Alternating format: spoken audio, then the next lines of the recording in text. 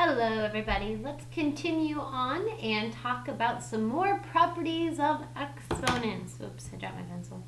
Okay, today we are going to talk about division properties. Now let's review. We've talked about when we have x to the negative 2, right? You would make that 1 over x squared. Yes. We've talked about if you have x to the 0, how that's just 1.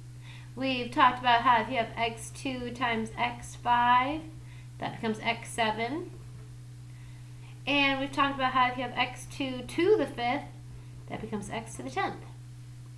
Lots of fun rules we've talked about. Well, today we're going to get some more really fun rules. You want to see the rule for today?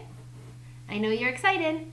Pretend you have x, we'll put to the 5th over x squared. How many more in the top? In other words, 2 of these cancel 2 of these. And you're left with 3 all together on the top. And so you get x to the 3rd. Okay, let's have some more fun. Ooh, look at the solve it problem. Maybe we'll do that in class. Let's go down. You can read this essential understanding. You can use the properties of exponents to divide powers with the same base. For example, if you have 4 to the 5th over 4 to the 3rd, that would be like 5 4s over 3 4s. 3 on the top, canceled 3 on the bottom, you're left with 2. And we may as well finish their problem for them. You have to be left with 2 on the top, so you get 4 squared, and 4 squared is 16. Isn't that fun? All right, here is the rule algebraically. It just states that you subtract your exponents. A cannot be 0. And the examples down here are, well, down here. I would like to point out this one shouldn't be too bad, right? Well, they could have gone further, and they could have done 2 times 2 times 2 times 2 is 16. They could have finished this one. So 6 minus 2 makes 2 to the 4th. You see this problem? Look what they did. 4 minus 7 is negative 3, but aha! You're not supposed to have negative exponents, so they put it under 1. And oh my goodness, fractions. Fractions will not leave you. That says s to the 3 over s to the 1 over 2. 3 over 4 minus 1 over 2 is s to the 1/4. And then that was on the top. All right, everybody, it's not that one wasn't negative, so I didn't need to go on the denominator. I'm going to teach you the Mrs. Langeli way of doing this as well, okay? I'll teach you the old school way, but then I'll also teach you the Mrs. Langeli way, because let's face it, sometimes my way is just more fun. All right, so we have 5 over 2 over 2. So what our rule today says is that you take the top one, 5 over 2, and you subtract the exponent on the bottom, 2. Well, 5 over 2 minus 2 is, if you don't remember how to do that, make a little work section for yourself. 2 is really 4 over 2, right? Because you guys know how to subtract fractions, huh? Absolutely you do. So that becomes x to the 1/2.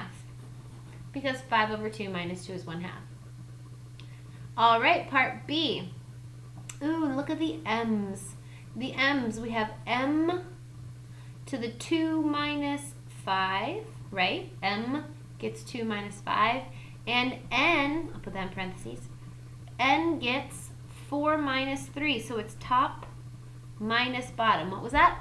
Top minus bottom. So this becomes, let's rewrite it again right here. This becomes m to the negative 3 and n to the positive 1. But uh-oh, not allowed to have negative exponents, right, everybody? So we get n to the positive 1, or just n, over m to the positive 3 when you move it to the denominator. Looks like fun. Now this is how the book teaches it. And yeah, this is how the algebra rule works. I'm going to teach you the Mrs. Langeli way of doing it now, okay? Are you ready? So we have y to the 3/4 over y to the 1/2. I'm going to ask you which one's bigger. I hope you know the top one's bigger. Yes, the top one is bigger. So we're going to do 3 over 4 minus 1 over 2. Well, 3 over 4 minus 1 over 2 is like 3 over 4 minus 2 over 4. So that's 1/4, right? So we get y to the positive 1/4. Well, that one wasn't much different, you might say. Now let's move on to part B. We have 7 over 2 over 3. I hope you know 7 over 2 is bigger, right? So we do 7 over 2 minus 3. Okay, so 7 over 2 minus 3 is really like 7 over 2 minus 6 over 2, which is really like 1 over 2. So since the top was bigger, we don't need it to go in the denominator. We just get d to the 1/2. Okay, so again, not much different than what I was teaching you, is it?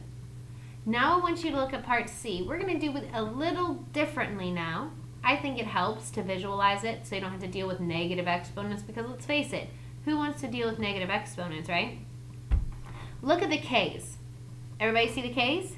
We have 1 that's to the 6th power and 1 that's to the 1st power. I'm going to ask you a silly question, but it's helped a lot of my students in the past. Where's the party at?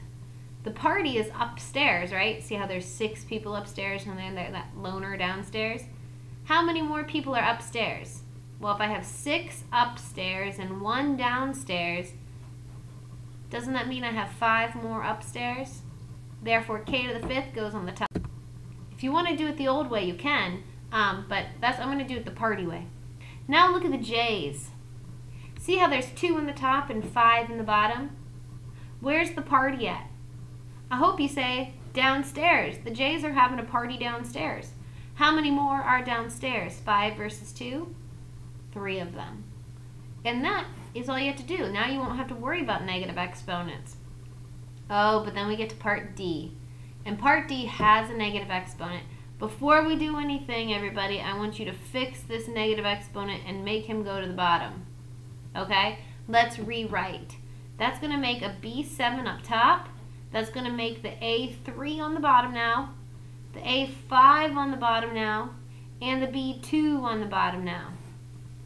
Agree? Now, let's talk about the B's. Where's the party at for the B's? Up top. How many more? B to the 5th, 5 more. Now, don't talk about the party about the A's, because guess what? The A's are only downstairs, and there are 8 of them. You don't have to do the subtraction because they're all downstairs since we fixed our negative. Part E.